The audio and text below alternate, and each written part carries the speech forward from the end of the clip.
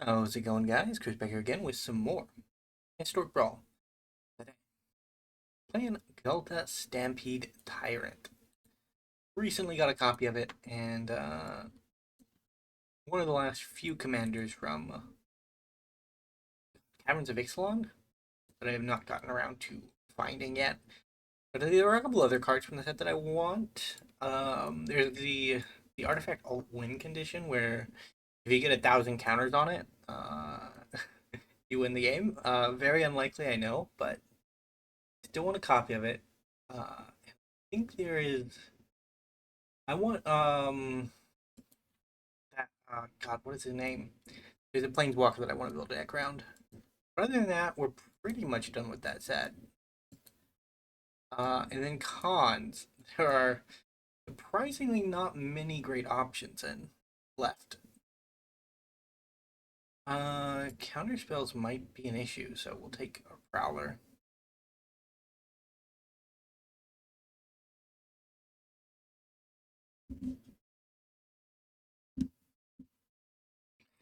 So DC is Art Blue. Yeah, it's Quintorius, that's what the guy's name is. I always forget his name. Rude. Drawing cards, making zombie. This is a very stable Sidisi build. I'm quite impressed. Draw a card.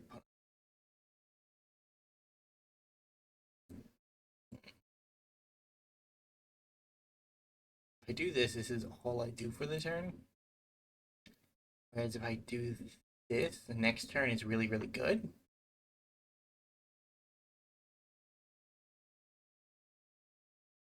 I think that Radagast the Brown is going to be our attacker, which is not great. Not known for that kind of thing.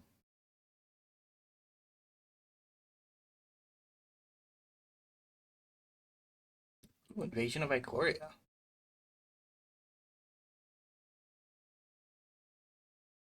What 4-drop are you getting, opponent? An Invasion of Zendikar. Very cool.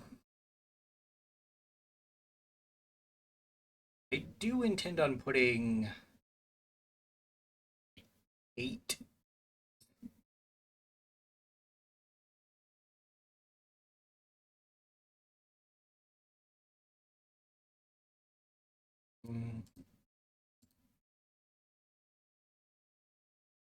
I do intend on putting a couple amount of power into play. 26 power into play next turn. So that should help me out a bit.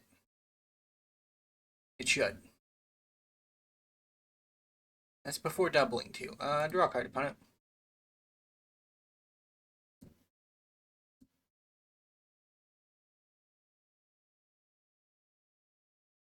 Oh, I forgot. I gotta do more. That one, that one, that one, that one.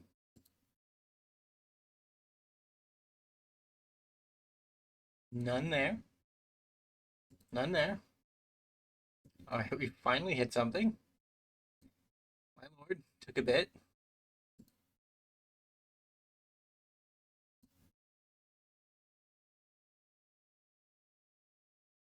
Uh-huh.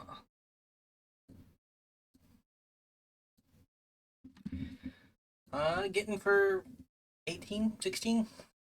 Not quite. Poor Radagast got blocked. Next turn we enrage Forerunners and just end the game.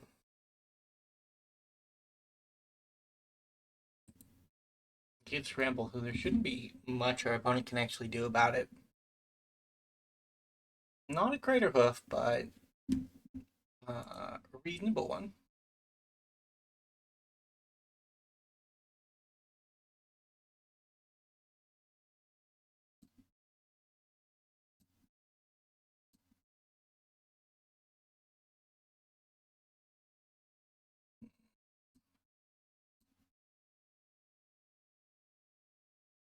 Indestructible opponent. Here we go.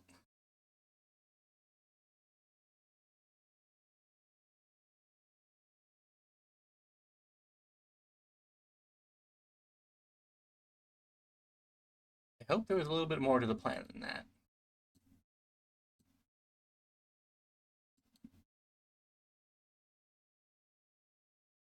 Okay, good start. At level 3, Warlock class does start to become a little bit scary.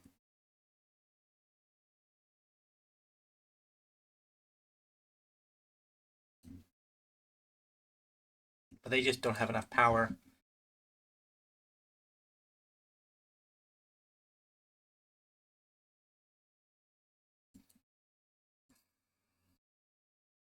It was a good fight, but I have a feeling that it's going to end. Okay, could I generally play another game along with the time I devote to Magic the Gathering? The game that's been in the background as of late has been The Witcher 3. And boy, is that game depressing. I don't know. I obsessed over it for like 3 days, and then I'm getting towards the end, and it's like, what? How does anybody stay alive in that world? It makes so little sense how rationally, um, rationally vitriol people are there. I mean, at the time of war, and it's supposed to be like a grimdark fantasy, so I do get it on a level. But like, man, the peasants, the bandits, nobody has no chill. I had to freak that. There's no guarantee. Mm. Yeah, no, it's fun, and I do like it. I think it's a good game. But like at the same time, if I wanted to play a game where everybody hated you, I'd probably just play Morrowind because there's at least upward mobility in that game, right? Like, sure, everybody hates you at the beginning, but you can escape that by doing things in the world. But they feel like the more you do in the world of The Witcher, the less people like you, and it's a disheartening experience, I suppose. Although I guess, like as I said, the tone is kind of pointing in that direction from the beginning, anyway. So it's not extremely surprising. Um,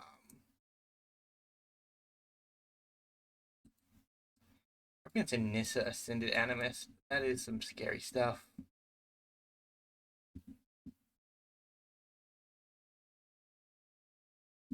Yeah, I did enjoy it though. I have to say some of the gameplay loops were a little bit frustrating. Um, because like there are some quests where like if you go to a certain place and you find what's there, it'll just treat it like an average RPG where you lucked your way into the objective, skip the previous step of follow the clues to reach X location, right? But then there are some quests where it's like, man, you forgot to click on that bloody rag 4 miles back. Guess you gotta walk back there, and it's like, oh, really? I don't want to. No, thank you, Witcher. I think I'll do a different quest instead. Hmm. Do I have enough of this to work? So let's mana, mana, mana, mana. One off. This still should be pretty good. I mean, that's 20 damage.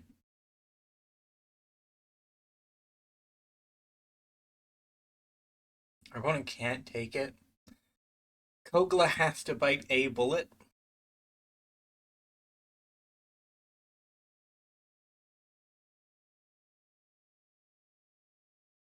Yeah, I don't know.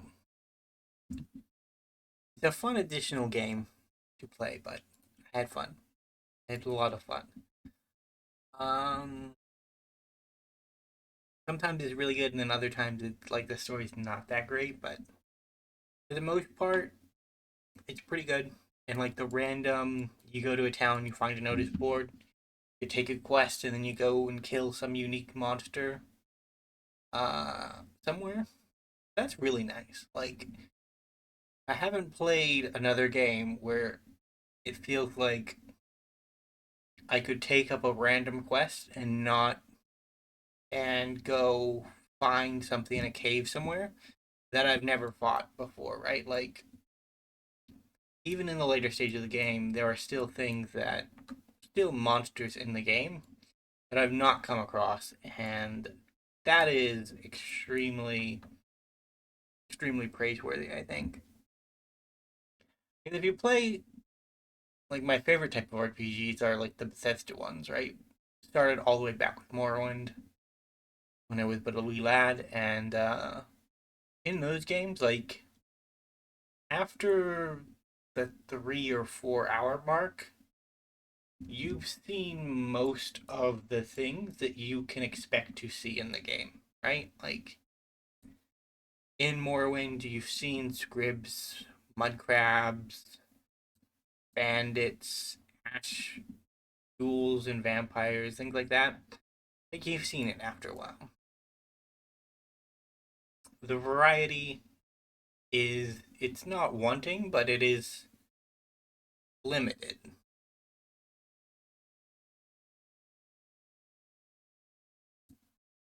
Hmm. We go with a Shia again, just so that we can have more land. Ooh, and then a Shia pairs nicely with Last March Alliance. Depends on what our Surik opponent does. Surik is a Vorinclex opponent, but Surik is the main problem. Like, he is an issue.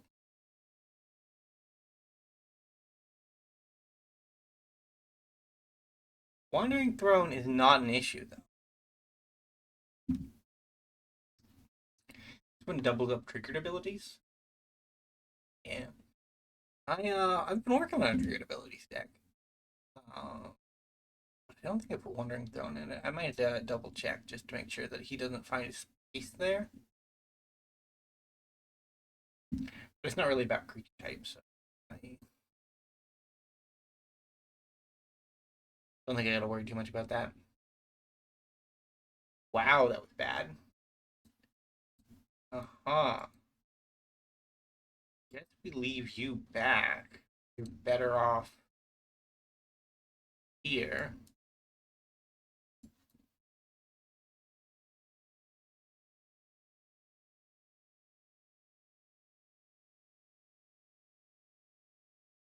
In next turn, we can play Enray's Forerunner, and we actually get value out of its triggered ability. Otherwise, it just eats the proc and does nothing for us.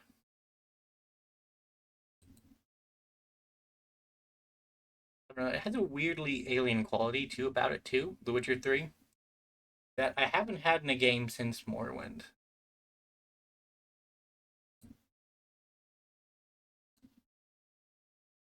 That was a rough tap. I do not know if that Wild Hydra is going to pay off. Guard.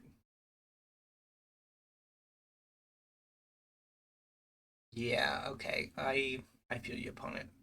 Very sorry for the misdeeds of Vorinclex. Although you were the one that showed him off first. Like I know I was playing the more toxic version, but let's not pretend anybody here was free of the Vorinclex allegations. Hmm. Yeah, I don't know. There's a weird alien quality to it. Like, I think it's definitely the RPG with the most realism that I've seen in a in like your fantasy RPG.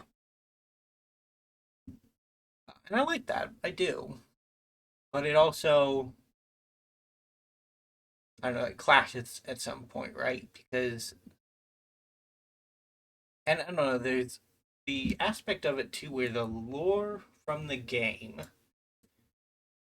think it like take place after the books, so it doesn't match up all that well with some of the other stuff because because The Witcher's based on a book series, right? And there's a Netflix series, and they all clash with one another on how the story's told. And like, being that it's based off the book series, the book is what we would consider canon, right? And the the game lore takes place after what I understand ends in the book, and as a result, it just kind of, I don't know, it suffers kind of from like the Game of Thrones problem, where I want to do that too, because then I can just, I don't have to worry about it. I can Paradise Druid, and then Prime Time will get me out of this. Yeah, kind of suffers from the Game of Thrones problem, but to a much lesser degree. Like you can tell that CD Projekt Red and the guys that made the game really do care about the lore of the Witcher universe, but at the same time, like they are video game developers, and they're like, if you read the wiki, it separates like the canon material from the books from the canon material in the game, and like you read through the canon material from the books on the wiki, and it's like, yeah, yeah, this all makes a lot of sense. I like this a lot. And then dinosaur, please. And then you read through the game section, and it's not bad. It's not bad quality. The issue therein is more so that it's not as good, right? Like, and it's a little inconsistent because of the nature of the formats that it's depicting, right? Like the original author, who's Polish, I'm gonna draw 6 cards if that's a reasonable opponent.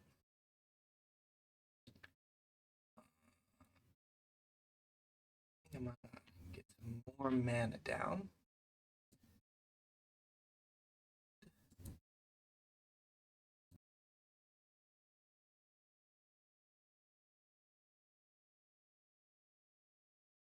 Or additional lands. There we go.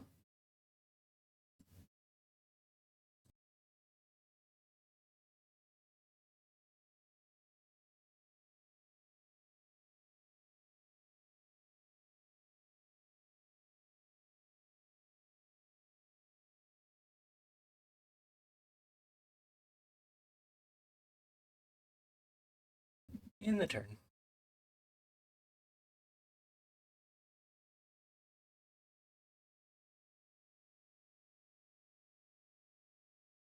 Broker's Ascendancy could cause problems.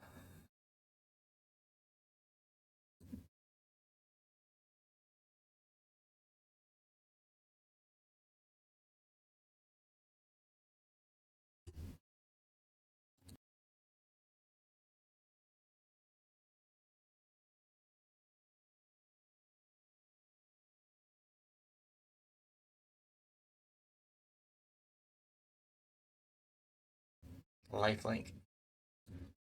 I think we're still good though. Yeah, the stack. Stack, why does it hurt me? There we go. Hmm.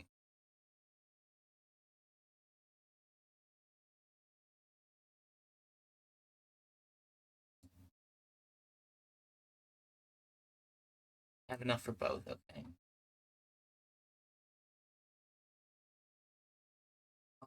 Aw.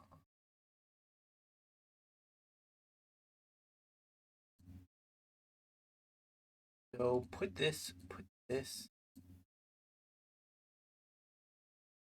I will search for a Crater Hoof. I want a Crater.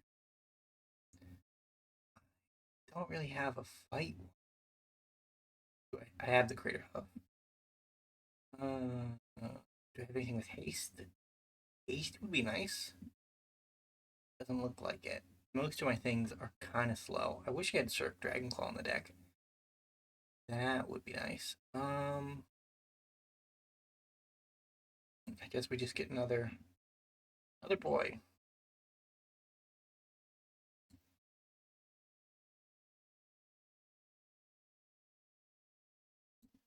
Huh. We want to put them all. Just so that the team that we have is as big as possible. GG. Okay. Well, I think we'll end it off there. Thank you guys so much for watching. Expect a little bit more Witcher Tirade in the future, and I will see you next time. Bye for now.